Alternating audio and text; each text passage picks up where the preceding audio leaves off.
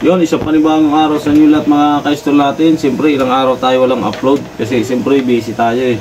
So kayo mga ka-install, mag-tutorial lang tayo kung paano magkabit ng ng router para sa kung halimbawa sa kabilang kwarto o hindi abot yung wifi nyo, kung paano natin papaganahin itong isang router na ang tawag doon ay ibang extension. Yun, extension.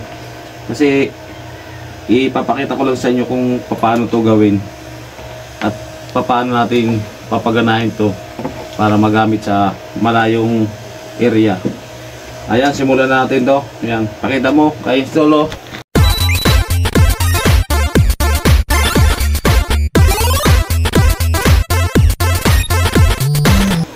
So ito mga install, unahin natin, i-terminate natin tong RG45 dito sa niya, sa connector na yan.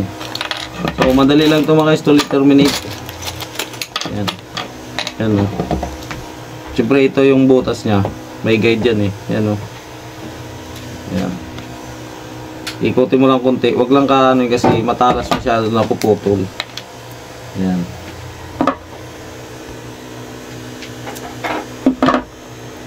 So ito maka-install yung kulay niya. Ayan.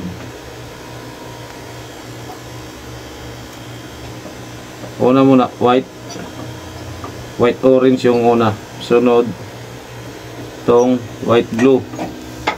White blue lang ito maka-install. Susunod yun din, tapos white green. Ito. Ayan. Tapos white brown. Ganito lang yan para masunod-sunod yung tutok mga dito kung kung yan, para makita yan. So yan, sunod-sunod lang yan.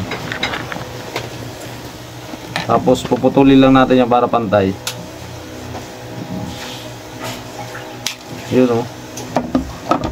Basta makikita nyo, white orange, white blue, white green, white brown. Tapos isasalpak natin konektor. Yung RG45 natin. Yan. So nakapasok na yan. Kailangan pantay dito sa likod. Saan natin i-crimp nitong crimper. Yan o. Kaya pag tumunog yun, ibig sabihin nakalak na yun. Yan. Yan. So ito naman kabila, para sasaksak natin ito mamaya sa kabilaan eh. Plug and play lang naman to pag naglalagay kayo ng ng router.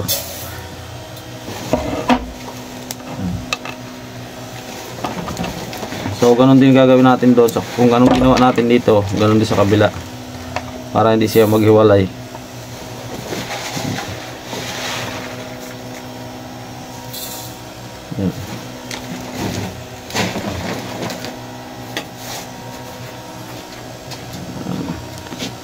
So simple lang yung paggawa natin Tapos kailangan pantay yung pagkaputol para hindi siya sobra-sobra. Pag nagkabaliktad to, hindi gagana.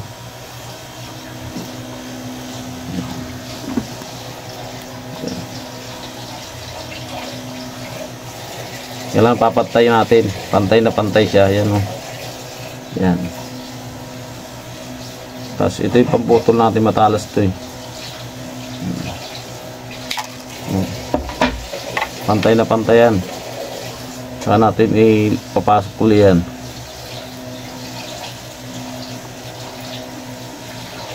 So nagulo. Kailangan hindi siya maghiwalay. Yun. Dahil ma-install o. I-crimp uli natin yan.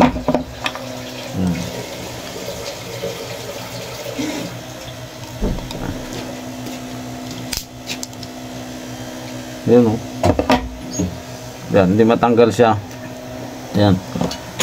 Ito mga install, yung na-crimp na natin to. So kakabit natin to dito sa likod ng router. Yan. may ano kasi yan eh, 1, 2, 3, 1, 2, 3. Kaya dito natin siya ikakabit. So yan, ipapakita ko sa inyo kung paano natin ikakabit yan para magamit kung malayo yung paglalagay nyo ng wifi. To mahaba to kasi ilalagay ko to doon mamaya sa second floor. So titistingin muna natin to, titistingin muna natin tong router kung mapapagana natin bago natin ilatag yung wire. Ito pansamantala lang muna, tutorial ko lang to kung paano gawin. Ay isasaktak muna natin ito sa modem. Ito yung modem natin. Yan.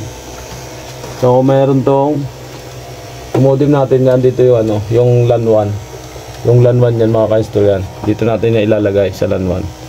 Yan. Yan. Kailangan kasi yan, nakapasok na yan. So kakabit din natin yan dito sa LAN 1 ng router. Itong kabilang dulo. Ito. Yan. Dito rin natin kakabit yan. Titingnan natin kung parehas sila. Kailangan ano lang, plug and play. Pag LAN 1 doon sa router, LAN 1 din dito. Doon sa taas. Pag LAN 1 doon, LAN 1 din dito. So yan, titistingin na natin yan. Yan. Kung gagana. Hindi atabot yung extension ko. Ay abot. Tanggalin ito muna yung charger. So ito, nasaksak natin yan. Yan. Dito lang ako nagano kasi may saksakan na ano, malapit. Saka yung modem andun lang para medyo malapit. Yan. Lagyan natin ng power. Yan. So yan mga ka-install, naka-power na yan siya. Yan.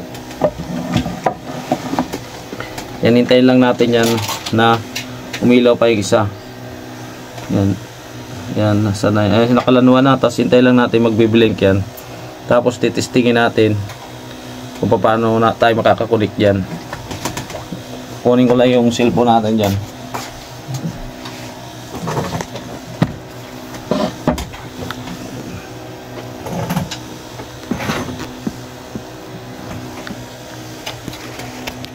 So kukunik tayo sa kanya, titingnan natin yung username niya, kung anong pangalan ng user niyo sa likod. Yan. Tingnan natin yung username niya. Yan. Kukunik tayo 87. Tatry natin 87 kung nandito na siya sa pumasok na siya dito. Yun, ito yung 87 mga install. Yan. Yung 87 niya. Yan. Click lang natin yan. Tapos kukunik tayo dyan sa kanya. Yun.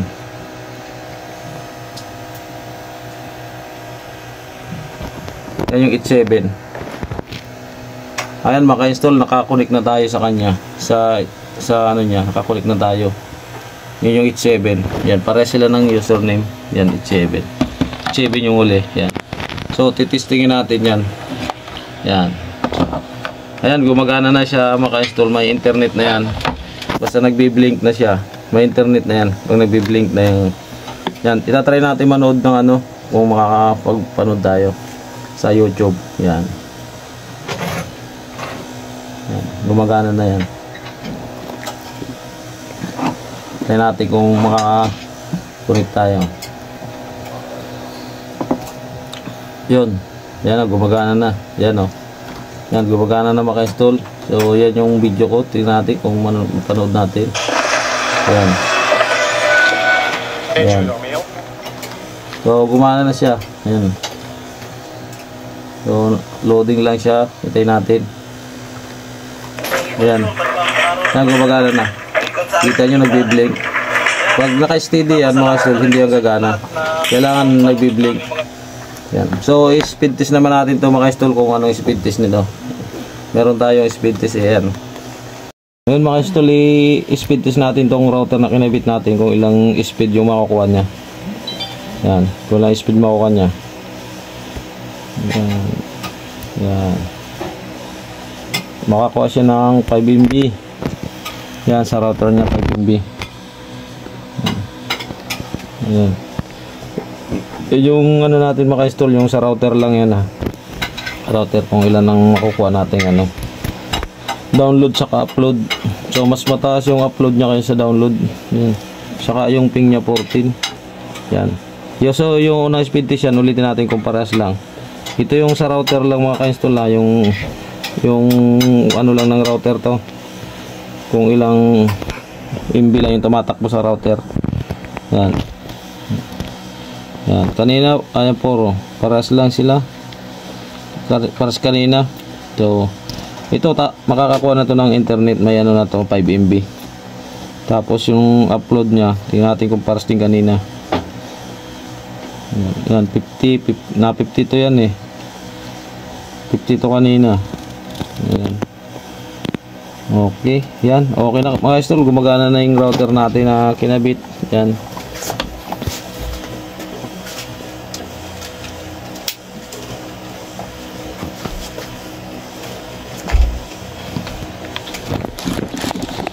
So ayan mga install, itong kinabit nating router. So ready to install na to. Kung saan natin pwedeng ilagay. Kasi yung pag hindi umabot yung wifi, kailangan natin ng extension para gumana. Ayan mga install, sana may natutunan kayo sa pinakita kong video. Yan, ganun lang pag maglagay kayo ng router. Yan. Yan, maraming salamat pala sa inyong lahat mga ka-install natin yan. Shout out na lang po kay kay Tikboy Batas TV. Yan, shout out nga pala. Sa mga ka-install natin yan. Maraming salamat sa suporta. Yan. Thank you.